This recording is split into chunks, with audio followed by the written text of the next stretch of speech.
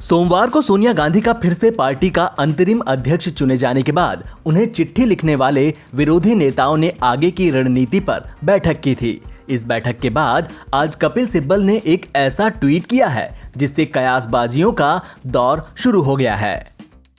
आपको बता दें कि गुलाम नबी आजाद समेत कांग्रेस के 23 नेताओं ने सोनिया गांधी को संगठन में बदलाव के लिए एक पत्र लिखा था। इस पत्र के बाद से पार्टी में भूचाल मचा हुआ है। दूसरी तरफ पार्टी में चल रही खींचतान पर निलंबित नेता संजय झा ने चुटकी लेते हुए इसे अंत की शुरुआत बता दिया है। सिब्बल के आज के ट्वीट पर कई तरह के कयासबाजियों के दौर शुरू हो गया है। उन्होंने ट्वीट कर लिखा कि यह किसी पद की बात नहीं है, यह मेरे देश की बात है जो सबसे ज्यादा जरूरी है। आपको बता दें कि कांग्रेस कार्यकारिणी की बैठक में सोनिया गांधी को फिर से पार्टी का अंतरिम अध्यक्ष चुन लिया गया है। उन्होंने सोमवार को राहुल गांधी की नाराजगी वाली खबरों के बाद भी ट्वीट किया था। हालांकि बाद में वह ट्वीट यह कहते हुए हटा लिया गया था कि राहुल ने उनसे कहा कि उन्होंने ऐसा कुछ नहीं कहा है। कांग्रेस से निलंबित नेता संजय झा ने भी आज चुटकी लेते हुए एक ट्वीट किया। उन्होंने लिखा कि यह अंत की शुरुआत है। झा के इस ट्वीट को भी कांग्रेस में चल रही हलचल से जोड़कर देखा जा रहा है। आपको बता दें कि सोनिया ने संजय झा को पार्टी से निलंबित कर दिया था। संजय ने कुछ दिन पहले कहा था कि कांग्रेस के 100 से ज्यादा नेताओं ने सोनिया को चिट्ठी लिखी है। हालांकि उस समय कांग्रेस ने इसे सिरे से खारिज कर दिया था। सोमवार को कांग्रेस कार्यकारिणी की बैठक में राहुल गांधी ने सोनिया गांधी को चिट्ठी लिखने वाले नेताओं के खिलाफ तल्ख टिप्पणी की थी और इसे बीजेपी की साजिश तक बता दिया था।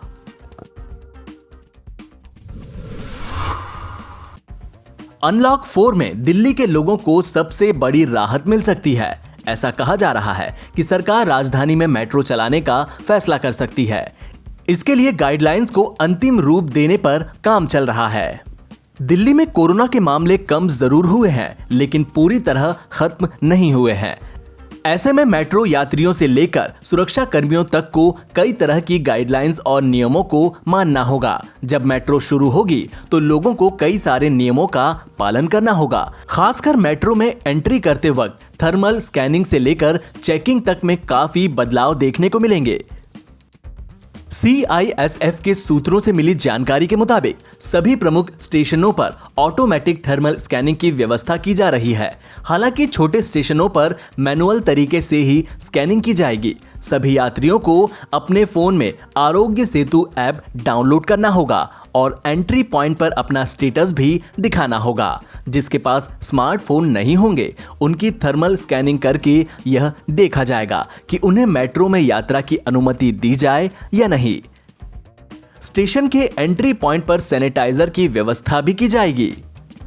अभी तक CISF के कर्मचारी चेक पॉइंट पर हर यात्री की काफी नजदीक से चेकिंग किया करते थे और शक होने पर अलग से अपने हाथों से यात्रियों की जेब भी चेक किया करते थे। लेकिन अब दूर से ही चेकिंग और फ्रिस्किंग की जाएगी।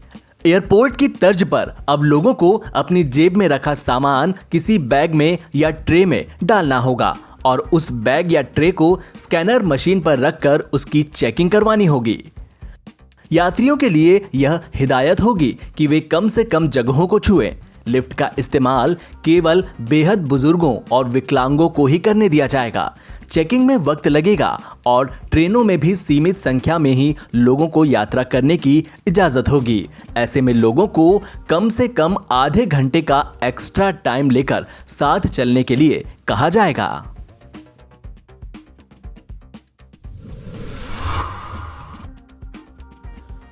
भारत में कोरोना वायरस का कहर लगातार बढ़ता जा रहा है। कोरोना मरीजों की कुल संख्या 31 लाख के पार पहुंच चुकी है। देश में पिछले 24 घंटे में कोरोना के 60,975 नए मरीज सामने आए हैं और 848 लोगों की मौत हुई है। ये कोरोना मामलों की संख्या बीते दिन दुनिया के बाकी देशों से सबसे ज्यादा है। देश में कोविड-19 के मरीजों की कुल संख्या बढ़कर 31,67,323 हो गई है। केंद्रीय स्वास्थ्य मंत्रालय के आंकड़ों के मुताबिक देश में स्वस्थ होने वाले लोगों की संख्या बढ़कर 24,04,585 हो गई है, जिससे ठीक होने की दर 75.92% पहुंच गई है। सुबह 8 बजे तक के जारी आंकड़ों के मुताबिक पिछले 24 घंटे में 848 संक्रमितों की मौत होने से मरने वालों की संख्या बढ़कर 58,390 हो गई है। कोरोना से मृत्यु दर घटकर 1.84% पर पहुंच गई है। आंकड़ों में बताया गया है कि देश में अब भी 7,04,348 लोगों का कोरोना के लिए इलाज चल रहा है, जो कुल मामलों का 22.24% है। देश में कोविड-19 के मामले 7 अगस्त को 20 लाख के आंकड़े को पार कर गए थे। भारतीय आयुर्विज्ञान अनुसंधान परिषद के मुताबिक 24 अगस्त तक देश में कुल 3,68,27,520 सैंपल्स की जांच की गई, जिनमें से 9,25,383 सैंपल्स की जांच सोमवार को की गई। स्वास्थ्य मंत्रालय का कहना है कि 70% से अधिक मौतें अन्य गंभीर बीमारियों के चलते हुई हैं।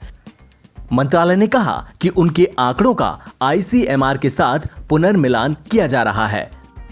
राहत की बात यह है कि मृत्यु दर और एक्टिव केसेस रेट में लगातार गिरावट दर्ज की जा रही है। मृत्यु दर गिरकर 1.84% हो गई है। इसके अलावा एक्टिव केसेस यानी जिनका इलाज चल रहा है, उनकी दर भी घटकर 23% हो गई है। इसके साथ ही रिकवरी रेट यानी ठीक होने की दर 75% हो गई है। भारत में रिकवरी रेट लगातार सुधर रहा है।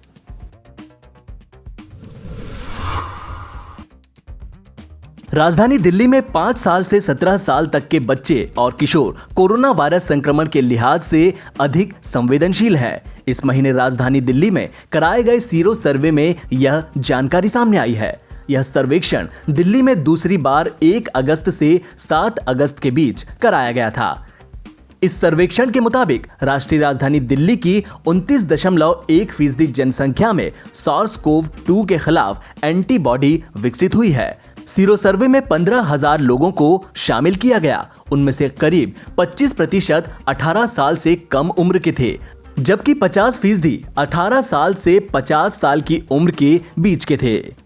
बाकी लोगों की उम्र 50 साल से ज्यादा थी। सर्वेक्षण के परिणाम बताते हैं कि इसमें हिस्सा लेने वाले 5 से 17 साल की उम्र के 34.7% संक्रमण के लिहाज से संवेदनशील हैं।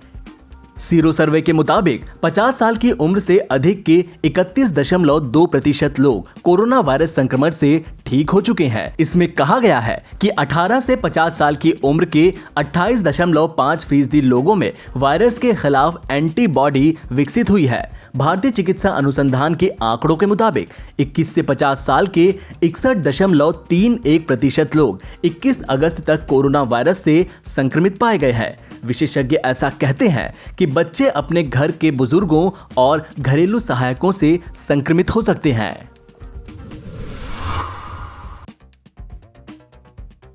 भारत में मंगलवार से ऑक्सफोर्ड यूनिवर्सिटी और ब्रिटिश स्वीडिश कंपनी एस्ट्राजेनेका द्वारा विकसित कोरोना वायरस वैक्सीन कोविशील्ड के दूसरे चरण का क्लिनिकल ट्रायल शुरू किया जाएगा। ऑक्सफोर्ड यूनिवर्सिटी ने भारत में अपने कोरोना वैक्सीन के उत्पादन के लिए पुणे की सीरम इंस्टीट्यूट ऑफ इंडिया को पार्टनर बनाया है। कोविशील्ड की सुरक्षा और प्रतिरोधक क्षमता जांचने के लिए पुणे स्थित भारतीय विद्यापीठ चिकित्सा महाविद्यालय और अस्पताल में स्वस्थ वयस्क भारतीयों पर नियंत्रित अध्ययन किया जाएगा। सीरम इंस्टीट्यूट ऑफ इंडिया में सरकार और विनियामक मामलों के अतिरिक्त निदेशक प्रकाश कुमार सिंह ने कहा कि हमें केंद्रीय औषधि मानक एवं नियंत्रण संगठन से सभी मंजूरी मिल गई है। हम 25 अगस्त से भारतीय विद्यापीठ चिकित्सा महाविद्यालय एवं अस्पताल में मानव क्लिनिकल परीक्षण शुरू करने जा रहे हैं। कुछ रिपोर्ट्स में कहा गया है कि सीरम इंस्टीट्यूट ऑफ इंडिया की वैक्सीन कोविशील्ड 73 दिनों के भीतर बाजार में उपलब्ध होगी, मगर कंपनी का कहना है कि यह केवल कयास लगाए जा रहे हैं। वैक्सीन बाजार में तभी आएगी जब ट्रायल सफल होंगे और रेगुलेटरी अप्रूवल मिल जाएगा। नेचर जर्नल में छपी स्टडी के मुताबिक बंदरों पर यह वैक्सीन पूरी तरह असरदार साबित हुई है। उनमें कोविड-19 के प्रति इम्यूनिटी डेवलप हुई है। इंसानों पर फेज 1 और 2 ट्रायल पूरा हो चुका है। भारत, ब्राजील समेत दुनिया के कई देशों में फेज 3 ट्रायल जारी है।